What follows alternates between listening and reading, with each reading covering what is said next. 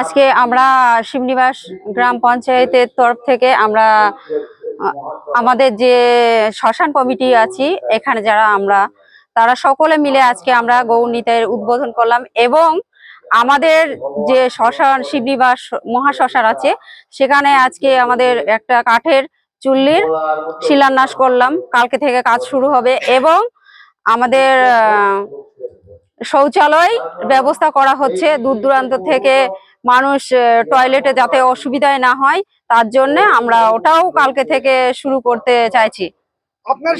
আপনি একজন পঞ্চায়েত প্রধান, সীমিত ক্ষমতার মধ্যে দিয়ে কিভাবে অনুপ্রেরণা পাচ্ছেন?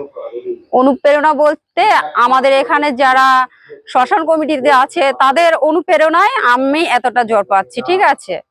আপনার নাম? বিজলি সর্দার।